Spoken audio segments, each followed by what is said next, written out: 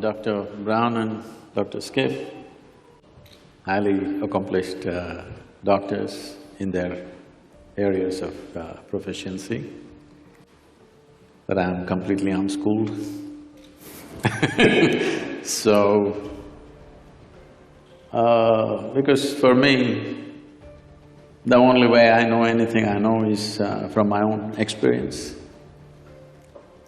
So my language and my expression could be a bit abrasive, or if it seems abrasive, please pardon me because I'm nearly illiterate. So, first of all, the nature of the language that we are speaking, I'm talking about the English language. This language is very good for describing and defining external things, but is very limited when it comes to internal dimensions of many aspects of who we are. So, if we have to use yogic terminology for this, what you're referring to as consciousness is considered as Jaghrutthi, that means wakefulness.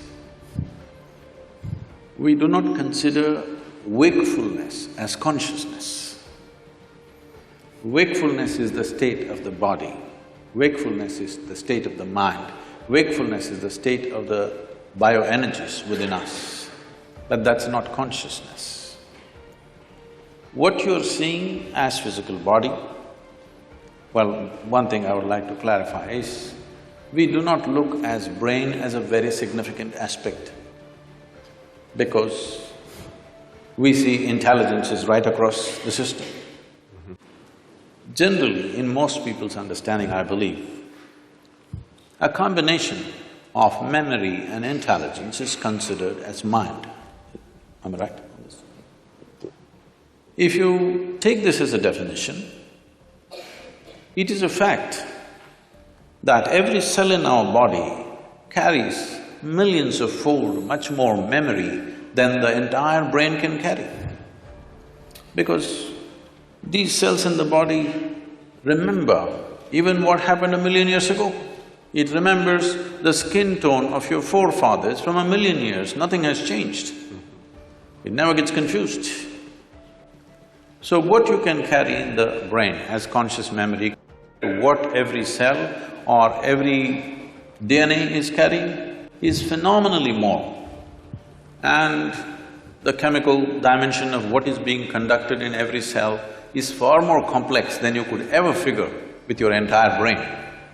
So both in terms of intelligence and memory, the spread is much more. I think this entire focus on brain has come mainly because somewhere, probably pre-Renaissance time, we broke into this because that region, largely we're talking about Europe, where it was hugely dominated by very dogmatic belief systems. When people broke through that, nobody was supposed to think for themselves, everything was already said and done. When people broke through that and started thinking for themselves, thinking little freely looked like absolute liberation for those people. And I think that hangover still lasts in our education systems, in our medical sciences, in the very way we are approaching even fundamental sciences. That hangover, that thought is everything, is very profoundly influencing our social structure and our way of exploration. In the yogic sciences, we don't attach any significance to your thought. Whatever you're thinking, it's of no consequence to me. This is why whatever somebody is saying, we don't listen to them. We just feel them. We just feel them. What is their chemistry, what is their… how they are right now. I don't care what they are saying. This is how… maybe it's an evolutionary problem with me, because I've been in jungles by myself and I've seen most creatures judge you just like this. I think they showed a picture of me having a king cobra. I've been very closely involved with all kinds of creatures, particularly cobras and things, their sense of our chemistry is so keen. You can just go in the wild and just pick up a cobra. As you saw, I'm not holding him by his head, he's not a pet cobra. He's a king cobra. If he bites you, he won't give you more than 20 to 40 minutes before you're done. But I'm just picking him up like this, he will do nothing because he's feeling my chemistry. If I show little agitation, he'll go for me. If I'm just, okay, he's fine with me. So, we don't attach any significance to thought, because thought is recycling of the data that we have already gathered. No thought can come which is absolutely fresh, permutations and combinations of the data that we already have. Right now, a lot of people coming up to me very fearfully and saying, Sadhguru, this artificial intelligence is coming, if they come, they will take over the world. I said, if they take over and run the damn thing, you're on a holiday, isn't it? But it is a fact that everything that we can gather as information, analyze and express and use it in many ways, all these things, machines will be doing it better than us in the next 10 to 15 years' time.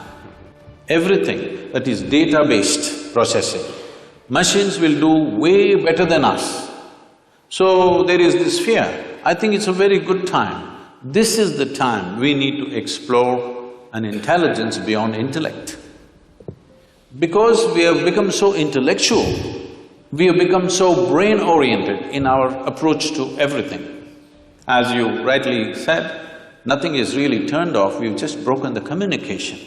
After all, the purpose is to go through something which is generally extremely painful without pain. That is how the entire anesthetic science has come up. So, you're just breaking the communication and that's not happening, it serves that purpose. So, being wakeful and being conscious are two different things. This is described like this. For wakefulness, we have a word called Jaghrutthi. Jaghrutthi means you're awake. If 10 people, let's say we take sample of 10 people, they all fell asleep, don't do it, okay? They all fell asleep and they came awake. When they come awake, all of them will not be equally awake. One person may be instantly awake, another person may take 2 minutes, as you have noticed with anesthesia also. Sure. Another person will take an hour to wake up, another person needs a strong coffee, otherwise she won't wake up. Am I right? Like this. Different levels of wakefulness is also there. Professors must have noticed. Yes. In fact, the first few minutes of the day can be like that. Different levels of wakefulness in a classroom. So, this is Jaghrutthi. So, we are calling wakefulness as consciousness now. The next dimension of consciousness is called swapna. This means a dream state. A dream state is far more vivid than wakeful state for most human beings. It's like going to a cinema. If you go to a cinema, the key factor of the impact of the cinema on you is turning off the lights. This is something most people don't understand. If you don't turn off the lights, cinema will be no good, it doesn't matter how well it's made. Turn on the lights and watch the cinema, you will see a great cinema becomes nothing. So turning off the lights is important. So turning off the lights in our experience is the eyelids, you down the shutters, the world is off. Now you start your own world. So dream state is like a cinema, it's far more impactful. People love their cinema stars more than the people that they've lived with for 25 years. But they have not even seen them, all they saw was play of light and sound. But that is far more impactful simply because lights are off. So, eyelid is that, if you roll it down, light should be off, world should be closed. But right now, the problem is this mental faculty has not been taken charge of, so it's running wild all the time with eyes closed. So this dream state is considered a more powerful state than Jaghrutthi. Jagruti or wakefulness is important for performing action in the world. But for human consciousness, in terms of profoundness of experience, dream is always more profound than walking on the street. Yes, most of you have experienced this. The next state is called a susupti. Susupti means it is a dreamless state. But there are dimensions of consciousness that you're aware of. It's a totally dreamless sleep state, but you're aware. There is no picturization, there is no video running in your mind, there are no pictures, there are no people, there are no words, but you're conscious in your sleep. This is a very powerful state. If you really want to manifest something in your life, this is something to be explored. And the next one is called as Turiya. This is consciousness, where there is no memory involved of any kind.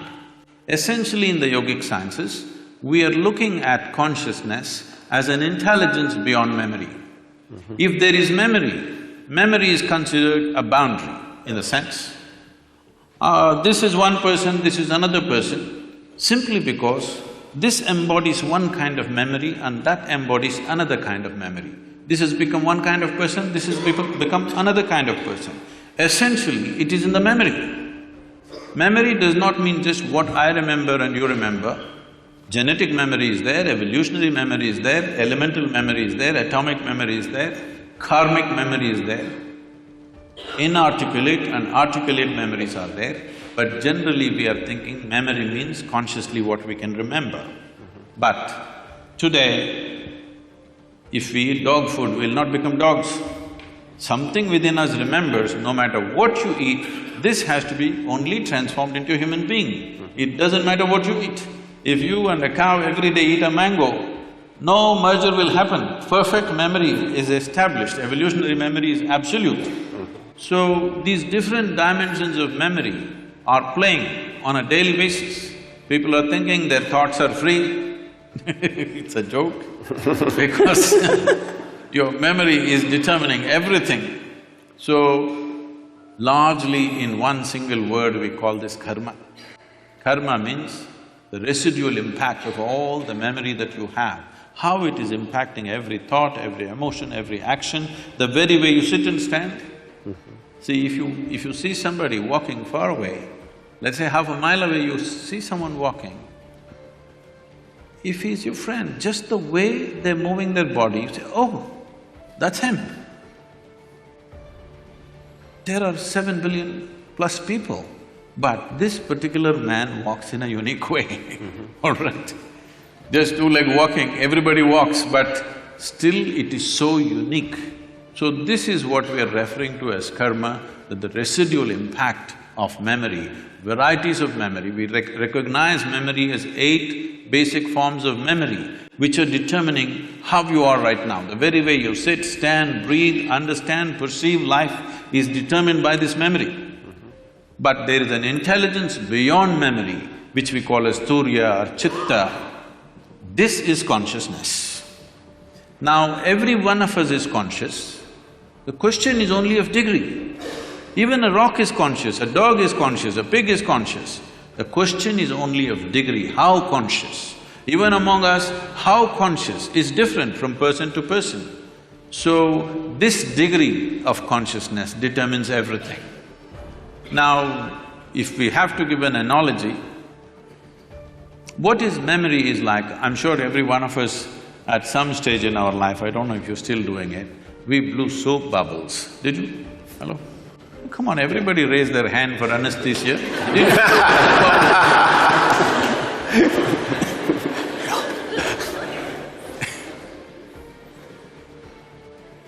So, when you blow a soap bubble, the soap part of it, which is very little, just a tiny drop, the large part of it is air that it captures.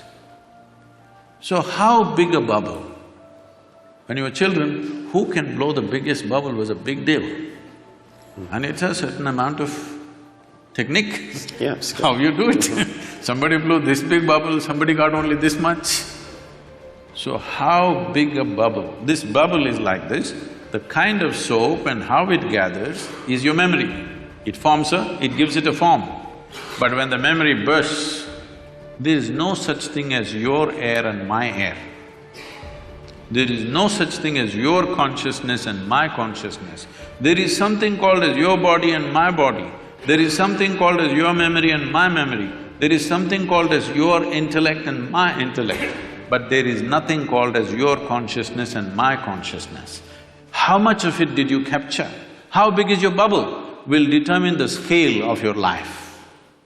The scale and possibilities of your life are determined by how big a bubble did you blow.